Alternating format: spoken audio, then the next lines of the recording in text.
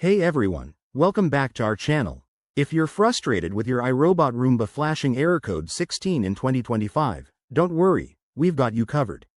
This common error often signals issues like a clogged brush, debris in the bin, or sensor problems, which can stop your Roomba from cleaning effectively.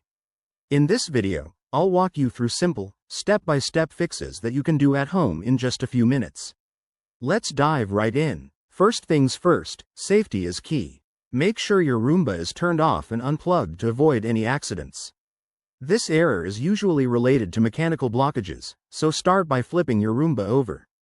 Gently remove the brushes and check for any hair, dust, or tangled debris. Use a small tool or your fingers to clean them thoroughly. Trust me, this is the most common culprit. Next, inspect the dust bin and filters. Empty the bin completely and give it a good wipe down. Check the filters for any buildup. If they're dirty, rinse them under water and let them dry fully before reinserting. Sometimes, sensors get blocked too, so use a soft cloth to wipe around the cliff sensors on the bottom of the device. If that doesn't resolve the issue, try resetting your Roomba.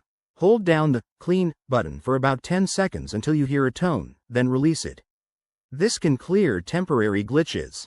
Once it's reset, plug it back in and run a test cycle to see if the error is gone.